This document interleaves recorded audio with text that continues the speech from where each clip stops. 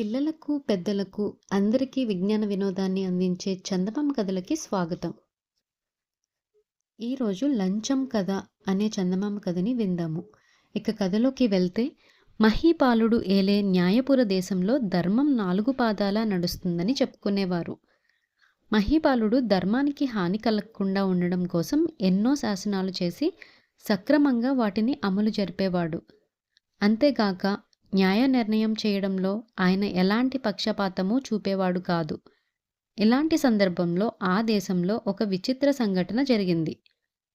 చంద్రముఖుడు అనే న్యాయాధికారి లంపటుడి వద్ద డబ్బు తీసుకుని ఒక విచారణలో అతనికి అనుకూలంగా తీర్పు చెప్పాడు.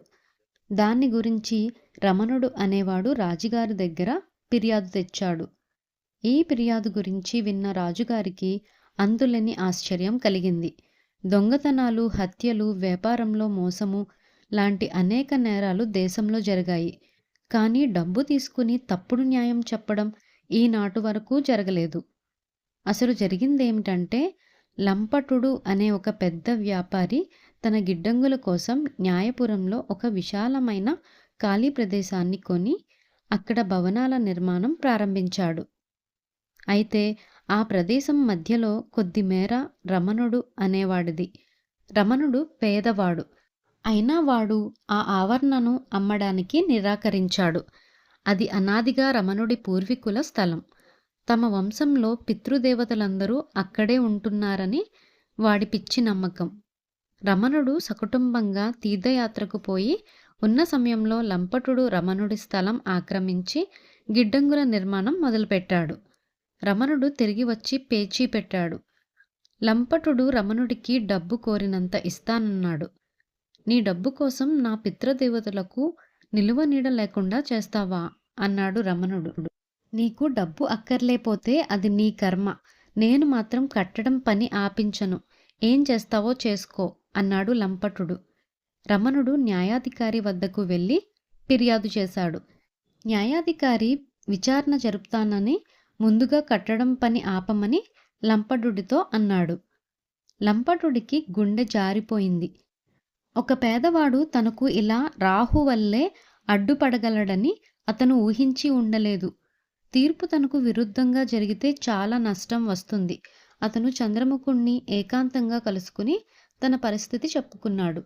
రమణుడి పత్రాలు సక్రమంగా ఉన్నాయి. అతను తన భూమిని అమ్మదల్చలేదు. అలాంటప్పుడు నేను చెయ్యగలిది ఏమున్నది అన్నాడు న్యాయాధికారి. తరువాత ఏమి జరగనది ఎవరికీ తెలియదు. కానీ తీరా విచారణ జరిగినప్పుడు రమణుడి పత్రాలలో ఎలా ఉన్నాదంటే, రమణుడి పూర్వీకులు లంపటుడి పూర్వీకుల నుంచి ఆ భూమిని ఉచితంగా పుచ్చుకున్నారని, లంపటుడి వంశం వారు ఏ పరిస్థితుల్లోనైనా ఆ భూమిని తగిన పరిహారం ఇచ్చి తిరిగి పుచ్చుకోవచ్చునని ఉన్నది. తన పత్రాలలో అలా ఉన్నదని విని రమణుడు ఆశ్చర్యపోయి, ఇతరుల చేత చదివించుకుంటే నిజంగా అలాగే రాసి ఉంది. రమణుడు లంపటుడితో, ఆ భూమి మీదైనప్పుడు మా పితృదేవతలు అక్కడెందుకుంటారు అని అతను ఇచ్చిన డబ్బు తీసుకుని తృప్తిపడి ఇంటికి వెళ్ళిపోయాడు. అయితే తనకు అన్యాయం జరిగిందని రమణుడికి మర్నాడే తెలిసింది. న్యాయాధికారి దగ్గర ఉండే నౌకరు ఒకడు తన యజమాని లంపటుడి నుండి బోలెడంత డబ్బు పుచ్చుకోవడం కల్లారా చూసి ఆ సంగతి రమణుడికి చెప్పాడు. తన పితృదేవతలకు ద్రోహం జరిగిందనుకుని అతను ఈసారి తిన్నగా రాజుకే ఫిర్యాదు చేశాడు. రాజు రహస్యంగా దర్యాప్తు జరిపించి న్యాయాధికారి ఇంట 10,000 వరహాల రొక్కం ఉందని తెలుసుకున్నాడు. రాజు న్యాయాధికారిని పిలిపించి నిలవదీసి అడిగితే, తాను డబ్బు తీసుకుని అన్యాయంగా తీర్పు చెప్పినట్టు న్యాయాధికారి ఒప్పేసుకున్నాడు. మహీపాలుడు మండిపడి ఈ అవినీతి చర్యకు చంద్రముఖుణ్ణి సంజాయిషి అడిగాడు. చంద్రముఖుడు ఇలా చెప్పాడు.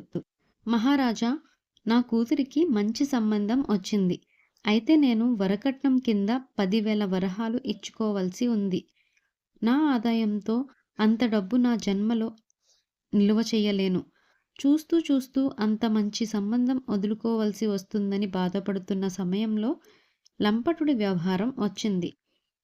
తీర్పు తనకు అనుకూలంగా ఉండే మాటైతే 10,000 వరహాలు ఇస్తానన్నాడు. రమణుడిది మూర్ఖపు పట్టు.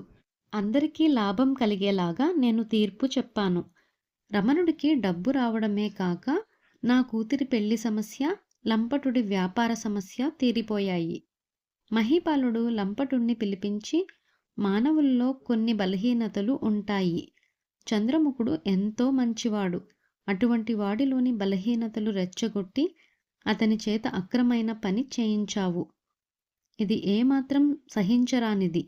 దీనికి నీ సంజాయిషీ ఏమిటి అని అడిగాడు. నేను ఎవరి బలహీనతను రెచ్చగొట్టలేదు. చంద్రముఖుడు నన్ను డబ్బు అడిగాడు. డబ్బు ఇస్తే సమస్య పరిష్కారం అవుతుందని అన్నాడు. ఇవ్వకపోవడం వల్ల నాకు ఎక్కువ నష్టం కలుగుతుంది గనుక ఒప్పేసుకున్నాను అన్నాడు లంపటుడు. మహీపాలుడికి ఎటూ పాలుపోలేదు. ఒక కొత్త రకం నేరం తన దేశంలో జరిగింది. దీనికి శిక్ష విధించే ముందు నేరానికి మొదట కారకుడు ఎవరో నిర్ణయించడం అవసరమని ఆయనకు తోచింది. అయితే అది సులువుగా తేలే సమస్య కాదు. చెట్టు ముందా విత్తు ముందా అన్న సమస్య లాంటిదే ఇదీను. కొందరు తెలివిగల వాళ్ళు మొదటి నేరం ఎవరిదో తెలుసుకుని కూడా చంద్రముఖుడికి వద్దా లంపటుడి వద్దా డబ్బు పుచ్చుకొని ఏమీ తెలియనట్టు మౌనంగా ఉండిపోయారు. అందుచేత రాజు చంద్రముఖుడి నేరాన్ని విచారణకు పెట్టే అవకాశం లేకపోయింది. అది మొదలు ఇలాంటి నేరాలు పెరిగిపోయాయి. ఇది లంపటుడు చంద్రముఖుడు మొదలుపెట్టారు కాబట్టి దీనికి లంచం అనే పేరు వచ్చింది. ఈ నేరంలో మొదటి తప్పు లంచం ఇచ్చినవాడిదా పుచ్చుకున్నవాడిదా? దీనికి సమాధానం సూటిగా ఎవరూ చెప్పలేకపోయారు. పరిస్థితులను బట్టి సమాధానాలు మారుతుంటాయి. అయితే దీనికి శిక్ష లేకుండా ఉన్నది. కారణం ఏమిటంటే మిగిలిన నేరాలకు లేని శక్తి ఒకటి దీనికి ఉన్నది. ఇది న్యాయాన్ని కూడా మార్చగలదు. లంచం కథ అనే కథ ఇక్కడితో సమాప్తం. మరొక మంచి చందమామ కథతో మళ్ళీ కలుద్దాం. ఈ కథపై మీ అభిప్రాయాన్ని కామెంట్స్ ద్వారా తెలియచేయండి. మరిన్ని అద్భుతమైన చందమామ కథల కోసం మన ఛానల్ని సబ్స్క్రైబ్ చేసుకోండి. ధన్యవాదాలు.